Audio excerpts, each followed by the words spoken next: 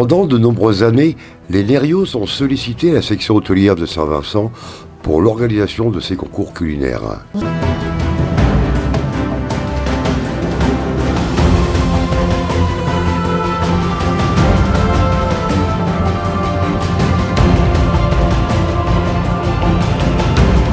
C'est une soirée donc caritative au profit donc de l'ouverture de l'école Sainte-Louise. Ça fait plaisir que tous les chefs soient là un peu pour cet événement. On a tellement voulu l'ouverture de cette école que ce soir tout le monde s'est rassemblé pour faire à manger. Grâce à son investissement, de nombreux projets ont pu être réalisés. Alors Les Nérios, c'est une académie culinaire donc qui fait la promotion des produits du terroir bourbonnais et auvergnat, donc surtout l'Allier. Je suis le directeur de l'institution Sainte-Louise et donc qui ouvre la section hôtelière en septembre 2018. Donc c'est une école hôtelière, on forme donc des apprentis et des élèves en voie scolaire classique pour le service et pour la cuisine en restaurant gastronomique. Il y avait une école hôtelière qui a fermé il y a 4 ans pour des problèmes avec les bâtiments. Et c'est pour ça que nous nous réimplantons dans de nouveaux bâtiments qui sont actuellement en travaux, mais qui seront prêts à la rentrée, qui sont refaits à neuf.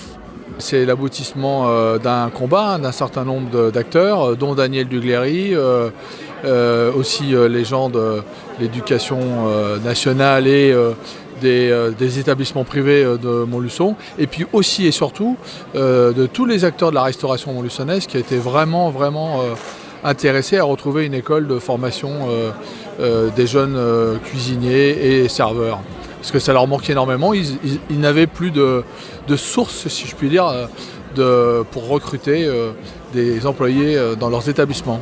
Alors septembre 2018, donc les premières années, CAP ou bac professionnel, et puis ensuite en 2019 la deuxième année pour les CAP ou les bacs pro, et en 2020 la dernière année pour les bacs pro. Je pense qu'aujourd'hui les chefs doivent s'impliquer dans le fait d'aller à l'école, voir les élèves, leur donner envie vraiment de faire ce métier et puis les former. Donc on aura cette implication-là qu'on nous donnera. On ne sera pas invasif, mais on espère faire des soirées, un soir un chef, des cocktails, des choses comme ça pour les sortir un petit peu de l'école aussi. Voilà.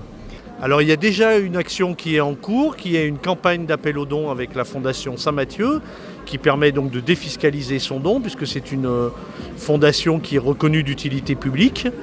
Prochainement, en 2018, ce sera l'ouverture d'une section hôtelière à Montluçon. Mais pour ce faire, l'établissement a besoin d'une trésorerie conséquente. Alors les Nérios aujourd'hui organisent un repas de soutien qui permet à la fois de communiquer sur cette réouverture de la section hôtelière, et les bénéfices de la soirée vont nous permettre très concrètement de renouveler tout le mobilier de la salle de restaurant, les tables, les chaises, puisque ce que l'on avait auparavant a quand même vieilli et n'est plus tout à fait adapté aux nouveaux locaux. Une grande cuisine pour une très bonne action, tout en passant un agréable moment de rencontre et de fête. Voilà, la foire de Montluçon. Bon, déjà, on invite pour les cours de cuisine et tout ça. Voilà, les cours de cuisine et puis le concours le dimanche, concours jeunes, amateurs ou jeunes apprentis, on ne sait pas encore, on est en train de voir sur le sujet.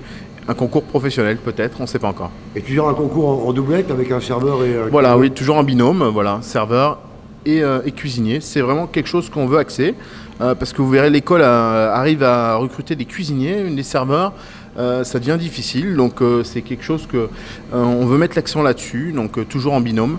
Et puis voilà, c'est un beau métier qui est le métier de serveur, et sans serveur, le cuisinier n'est pas grand-chose. Donc voilà, on met l'accent là-dessus. Et on peut donc toujours faire un don pour la section hôtelière via la Fondation Saint-Mathieu. On trouve tous les renseignements directement auprès de l'établissement, mais aussi sur la Fondation Saint-Mathieu.